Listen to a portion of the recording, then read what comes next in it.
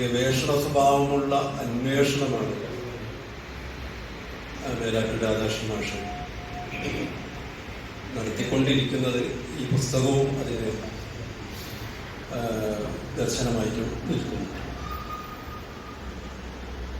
അർത്ഥത്തിൽ നേരത്തെ പറഞ്ഞ പോലെ തന്നെ സാഹിത്യ നിരീക്ഷകൻ എന്നുള്ള രീതിയിലാണ് മാഷെ മലയാള സാഹിത്യം അടയാളപ്പെടുത്തുന്നത് എന്ന് എനിക്ക് തോന്നുന്നു.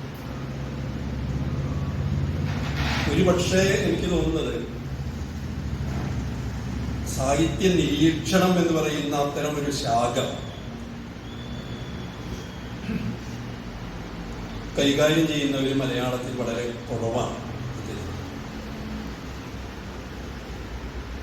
ഒന്നാമത്തെ കാര്യം, അതിന് ഏറെ ഹോംവർക്കുകൾ ചെയ്യേണ്ട ഒരു ശാഖയാണ് ഗവേഷണ സ്വഭാവമുള്ള നിരീക്ഷണങ്ങൾ എന്ന് പറയുന്നത്.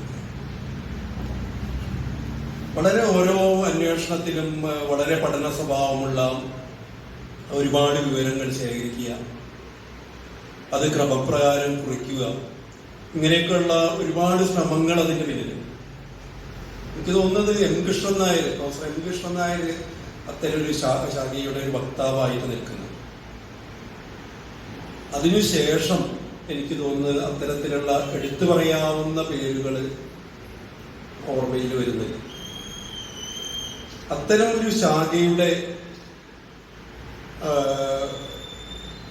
വ്യക്തിത്വമായിട്ടാണ്, സാഹിത്യ നിരീക്ഷകനായിട്ടാണ് വേലാറ്റൂർ രാധാകൃഷ്ണൻ മാഷെ എനിക്ക് പരിചയപ്പെടുത്താൻ തോന്നുന്നു.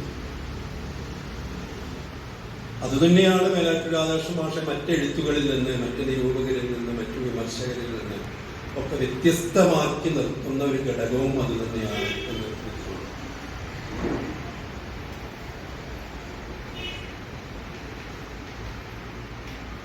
മാഷ എനിക്ക് എൻ്റെ ഒരു പരിചയം എന്ന് പറയുന്നത് മാഷ ഈ പൂന്താനം ഇല്ലത്ത് നടന്നുകൊണ്ടിരുന്നതാണ്. സാഹിത്യ സമ്മേളനങ്ങളുമായി ബന്ധപ്പെട്ടിട്ടാണ് ഞാൻ മാഷെ ആദ്യമായി ബന്ധപ്പെടുന്നത്. ഒരുപാട് അതുമായി ബന്ധപ്പെട്ടിട്ട് ഉള്ള ആ സാഹിത്യ സമ്മേളനത്തേക്കുള്ള പ്രഗത്ഭരെയൊക്കെ കൊണ്ടുവരാൻ വേണ്ടിയിട്ടും അതുപോലെയുള്ള അവരെയൊക്കെ തേടിപ്പിടിക്കാനൊക്കെ ആയിട്ട് മാഷുടെ ഒപ്പം ഒരുപാട് നടന്ന ഒരു പരിചയം. അങ്ങനെയൊക്കെയാണ് ഞാൻ മാഷുമായി ബന്ധപ്പെടുന്നത്. അതിൻ്റെ ഒരു തുടർച്ചയായിട്ടാവണം മാഷുടെ ഒരു പുസ്തകം മാതൃഭൂമി ബുക്സ് എന്ന് വരുന്നത്. പൂന്താനത്തിൻ്റെ ഭക്തിയും വിഭക്തിയും എന്ന് പറയുന്ന മാഷ എഡിറ്റ് ചെയ്ത ഒരു പുസ്തകം അതിനെ തുറന്നു വരുന്നുണ്ട്. അന്നത്തെ സാഹിത്യ സമ്മേളനങ്ങളിലൊക്കെ ഉണ്ടായിട്ടുള്ള പ്രഭാഷണങ്ങൾ ആണ് അതിൽ പ്രധാനമായിട്ടും അതിലൊക്കെ ഉൾപ്പെടുത്തിയിട്ടുള്ളത്. അന്ന് നടന്ന പ്രധാനപ്പെട്ട പ്രഭാഷണങ്ങൾ നടത്തിയ വ്യക്തിത്വങ്ങളുടെ പ്രഭാഷണങ്ങൾ കുറിച്ചെടുത്തിട്ട് അതായിരുന്നു മാഷ എഡിറ്റ് ചെയ്ത ഒരു പുസ്തകമായിട്ട് എൻ്റെ ഓർമ്മയിൽ. നേരത്തെ ഇവിടെ പരാമർശിച്ച നോബൽ സമ്മാന ജേതാക്കൾ എന്ന് പറയുന്ന ഒരു പുസ്തകം ഓർമ്മയിൽ വരുന്നുണ്ട്. വളരെ അന്നുവരെയുള്ള നോബൽ സാഹിത്യത്തിൽ സമ്മാനാർഹരായിട്ടുള്ള ആളുകളെ കുറിച്ചിട്ടുള്ള വളരെ വ്യക്തമായിട്ടുള്ള വിജ്ഞാനപ്രദമായിട്ടുള്ള ഓർമ്മകൾ ഒരു പുസ്തകം എൻ്റെ ഓർമ്മയിൽ നിൽക്കുന്നു. എനിക്ക് തോന്നുന്നു അന്നത്തെ ഇതുപോലെയുള്ള മാഷത്തെ നേരത്തെ പറഞ്ഞ പോലെ 7ാമത്തെ പുസ്തകമാണ് സർഗാത്മകതയുടെ ലാവണ്യം എന്ന് പറയുന്ന ഈ പുസ്തകം. പൂർണ്ണ പബ്ലിക്കേഷൻസ് ആണിത് പ്രസിദ്ധീകരിച്ചത്. തികച്ചും നേരത്തെ പറഞ്ഞ പോലെ തന്നെ നിരീക്ഷണാത്മകമായിട്ടുള്ള ഒരു 32 ലേഖനങ്ങളുടെ ഒരു സമാഹാരമാണ്. വളരെ കുറഞ്ഞ പേജിൽ, എനിക്ക് തോന്നുന്നത് അതിൽ പ്രധാനപ്പെട്ട പല പേജുകളും 2-3 പേജുകളിലാണ് മാഷ് ചുരുക്കിയാണ് ഇതിൽ ഉള്ള ലേഖനങ്ങൾ കൈകാര്യം ചെയ്തത്. വളരെ അപൂർവമായിട്ടുള്ള 4-5 പേജുകൾ വരുന്ന വളരെ അപൂർവം ചില ലേഖനങ്ങളാണ് വരുന്നത്. ഭൂരിഭാഗവും എഴുത്തുകാരുടെ അല്ലെങ്കിൽ അവരുടെ സാഹിത്യ സംഭാവനകളൊക്കെ പരിചയപ്പെടുത്തുന്ന രീതിയിലാണ് മാഷ് ഇത് കൈകാര്യം ചെയ്തിട്ടുള്ളത്. വളരെ മലയാളത്തിൽ ഗൗരവപൂർണമായി നേരത്തെ പറഞ്ഞ പോലെ എഴുതപ്പെട്ട അവതാരികകൾ പരിശോധിക്കുന്ന ഒരു ലേഖനം. അതുപോലെ തന്നെ തൻ്റെ അധ്യാപകനായിരുന്ന OV വിജയനെയും വളരെ അടുത്ത ബന്ധം പുലർത്തി പോന്നിരുന്ന MT വാസുദേവൻ നായരെയും പരിചയപ്പെടുത്തുന്ന അവരുടെ പിന്നെ വ്യക്തിചിത്രങ്ങൾ അടങ്ങുന്ന 2 ലേഖനങ്ങൾ. മറ്റൊരു ശ്രദ്ധേയമായ ഒരു കാര്യം എനിക്കിതിലൊരു പരിശോധിക്കുമ്പോൾ തോന്നിയിട്ടുള്ളൊരു കാര്യം, ഇവിടെ പരാമർശിക്കപ്പെട്ടിട്ടുള്ള, ഈ പുസ്തകത്തിൽ പരാമർശിക്കപ്പെട്ടിട്ടുള്ള എഴുത്തുകാർ എന്ന് പറയുന്നത് ഒരു പക്ഷേ മലയാള സാഹിത്യം ഒരു കാലത്ത്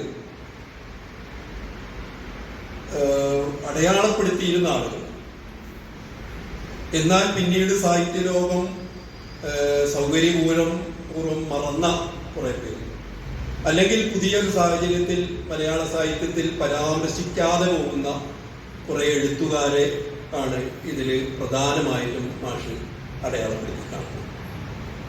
നേരത്തെ പറഞ്ഞ പോലെ ഇസങ്ങൾക്കപ്പുറം എന്ന് പറയുന്ന ശ്രദ്ധേയമായ കൃതി എഴുതുകയും, രമണൻ അതേപോലെ തന്നെ ശബ്ദങ്ങൾ, അതേപോലെ ഖസാക്കിന്റെ ഇതിഹാസത്തിലൊക്കെ ഇതിനെക്കുറിച്ച് ഇങ്ങനെ ഈ കൃതികളെ വലിയ വിമർശനം നടത്തിയിട്ടുള്ള ശ്രദ്ധേയനായിട്ടുള്ള എസ് ഗുപ്തൻ നായർ ആണ് ഒരാൾ.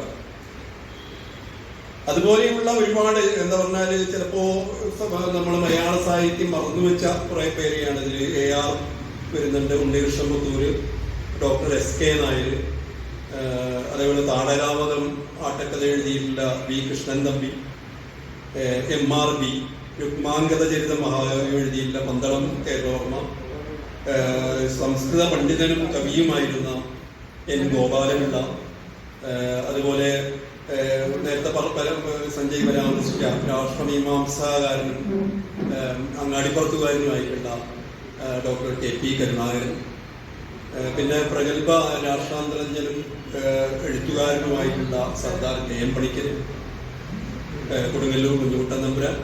ഇങ്ങനെ ഒരു സാഹിത്യകാലം അടയാളപ്പെടുത്തി വെച്ചതും എന്നാൽ പുതിയ കാലത്ത് അത്രയൊന്നും പരാമർശിക്കാതെ പോവുകയും ചെയ്യുന്ന ചിലരെ പിന്നെ രാധാകൃഷ്ണ മാഷ് കണ്ടെടുക്കുന്നു. കൂടാതെ നാം അറിയുന്ന ചില എഴുത്തുകാർ അത്രയൊന്നും വ്യാപരിക്കാത്ത ചില മേഖലകളെ മാഷ് പരിചയപ്പെടുത്തുന്നുണ്ട്. മഹാകവി വള്ളത്തോളിന്റെ നിരൂപണങ്ങൾ, അതേപോലെ നേരത്തെ പരാമർശിച്ച പോലെ ശ്രീനാരായണ ഗുരുദേവന്റെ ജീവചരിത്രം ആദ്യം മലയാളത്തിൽ എഴുതുന്ന കുമാരനാശാൻ, ഇങ്ങനെ വളരെ വ്യത്യസ്തമായിട്ടുള്ള അവരുടെ ചില സാഹിത്യ സംഭാവനകൾ മാഷ് ഓർക്കുന്നുണ്ട്. ഇതിൽ എനിക്ക് തോന്നിയ ശ്രീനാരായണ ഗുരുവിന്റെ ജീവചരിത്രങ്ങൾ പരിശോധിക്കുന്ന സമയത്ത് മാഷിന്റെ അതിലൊരു കൗതുകം തോന്നിയൊരു കാര്യം, പിന്നെ ആശാന്റെ ജീവചരിത്ര പുസ്തകത്തിനെ കുറിച്ച് പറയുമ്പോൾ തന്നെ മലയാളത്തിൽ ഉണ്ടായിട്ടുള്ള ശ്രീനാരായണ ഗുരുദേവന്റെ ജീവചരിത്രങ്ങളെ മുഴുവൻ മാഷ് പരാമർശിച്ചു. വലിയൊരു ഒരു വളരെ ചെറിയ സ്പേസിൽ നിന്നുകൊണ്ട് മാഷ് പിന്നെ ശ്രീനാരായണ ഗുരുദേവനെ കുറിച്ച് മലയാളത്തിലുണ്ടായിട്ടുള്ള ജീവചരിത്ര മേഖലകൾ, പിന്നെ പരാമർശിച്ച നോവലുകൾ ഒക്കെ പറഞ്ഞുകൊണ്ട് വളരെ കൃത്യമായിട്ടുള്ള ഒരു വിവരശേഖരം മാഷ് നടത്തുന്നു. എനിക്ക് തോന്നുന്ന മാഷിന്റെ ഒരു ലേഖനങ്ങൾ നമ്മൾ കടന്നു പോകുമ്പോൾ ഇതൊരു രീതിയാണ്. മാഷ് ഒരു വിഷയം കൈകാര്യം ചെയ്യുന്ന സമയത്ത് ആ വിഷയത്തിൽ മാത്രമല്ല, ആ വിഷയവുമായി ബന്ധപ്പെട്ടിട്ടുള്ള ഒരുപാട് വിവരങ്ങൾ മാഷ് അതിൽ ശേഖരിച്ചെടുക്കുന്നു. അതൊരു വലിയ പുസ്തകത്തിന്റെ ഒരു വലിയൊരു പ്രത്യേകതയും മാഷിന്റെ ഒരു ശൈലിയുമാണ് എന്ന് എനിക്ക് തോന്നുന്നു. അതായത് വളരെ പരത്തി പറയാതിരിക്കുക, ചുരുക്കി മാത്രം പറയുക, അങ്ങനെ ഒരു ശീലിച്ചൊരു ഒരു ലേഖന ശൈലി മാഷ് കൈകാര്യം. മുൻപ് ഉള്ള പുസ്തകങ്ങളിലും അത് കണ്ടിട്ടുള്ളതാണ്. വളരെ ചുരുക്കി വായിക്കാൻ പഠിക്കുന്ന ഒരു പുതിയ കാലത്ത് ചിലപ്പോ അത് വലിയ പദ്യമാവും എന്ന് എനിക്ക് തോന്നുന്നു. വളരെ എല്ലാം ചുരുക്കുന്ന ഒരു കാലഘട്ടമാണല്ലോ നമ്മുടെ റീൽസിന്റെ കാലഘട്ടം. അപ്പൊ നമുക്ക് ഏറ്റവും കൂടുതൽ അത്തരത്തിലുള്ള ലേഖനങ്ങൾക്കൊരു വളരെ പിന്നെ പദ്യമായിട്ട് വരും എന്ന് എനിക്ക് തോന്നുന്നു. നേരത്തെ പറഞ്ഞ പോലെ OV വിജയനും അതേപോലെ തന്നെ MT എന്നിവരോടൊപ്പം തന്റെ പഠനകാലത്ത് സാമൂതിരി കോളേജിലെ സാഹിത്യ ശിരോമണി KA ഗണപതി ശാസ്ത്രികളെ കുറിച്ചിട്ട് മാഷിന്റെ ഒരു വ്യക്തിചിത്രം കൂടി ഇതിലുണ്ട്. OV വിജയനും MTക്കും പുറമെ പിന്നെ നമ്മൾ വളരെ പ്രഗത്ഭരായിട്ടുള്ളവരെ പരിചയം, Sukumar Azhikode, Changampuzha, Edappally, ONV, Kuttipurath Keshavan Nair, NV Krishnavariar, SK Kottakkad, professor M Krishnan Nair, Nandanar, Krishnamarar, ഇങ്ങനെ തുടർന്ന് ഈ പ്രഗത്ഭമതികളുടെ വിചാരങ്ങൾ കൂടിയിട്ട് മാഷത്തിൽ കൊണ്ടുവന്നു. അതുപോലെ തന്നെ കുഞ്ഞുകുട്ടൻ തമ്പുരാന്റെ മഹാഭാരത ഭാരതം വിവർത്തനം, രമണനെ കുറിച്ചിട്ട്, ബാലൻ എന്ന സിനിമയെ കുറിച്ചിട്ട്, പലതരം രാമായണങ്ങളെ കുറിച്ചിട്ട്, പിന്നെ കേരളത്തിൽ ഉണ്ടായിട്ടുള്ള പൂന്താനത്തെ കുറിച്ച് ഉണ്ടായിട്ടുള്ള പഠനങ്ങളെ കുറിച്ച്, അങ്ങനെ വളരെ നിരീക്ഷണ സ്വഭാവമുള്ള വളരെ കൃത്യമായ പഠനങ്ങൾ മാഷ് ഇതിൽ നടത്തുന്നുണ്ട്. ഇതിൽ മാഷ് എഴുതിയതൊക്കെയും ചിലപ്പോ തൻ്റെ തലമുറ കാലത്തെയും തൻ്റെ ഉള്ളിൽ കടഞ്ഞു നിൽക്കുന്ന ചിലരെ കുറിച്ചിട്ടുമാണ് മാഷ് ഇതിന് മുഴുവൻ എഴുതിയിട്ടുള്ളത്. മാഷ്ക്ക് ഉൾക്കൊള്ളാൻ കഴിയാത്തതൊന്നും മാഷ് എഴുതാൻ ശ്രമിച്ചിട്ടില്ല എന്നുള്ളതാണ് അതിൻ്റെ ഒരു സത്യസന്ധത എനിക്ക് തോന്നിയത്. ഒരുപക്ഷെ ഒരു കാലം രേഖപ്പെടുത്തി വെച്ചത്, എന്നാൽ പുതിയ വഴിയിൽ കോറിയിടാതെ പോയ ചിലതൊക്കെയാണ് മാഷ് ഈ കൃതിയിൽ എഴുതുന്നത്. അതുകൊണ്ട് തന്നെ മലയാള സാഹിത്യത്തിൽ എനിക്ക് തോന്നുന്നത് പുതിയ വഴി ചിലപ്പോൾ ഈ കൃതിയെ കൗതുകത്തോടു കൂടി ചേർത്ത് പിടിക്കും എന്ന് തന്നെയാണ് ഞാൻ വിശ്വസിക്കുന്നത്. അല്ലെങ്കിൽ അത്തരത്തിൽ ഒരു കണ്ണിചേരൽ ഈ കൃതി ആവശ്യപ്പെടുന്നുണ്ട്.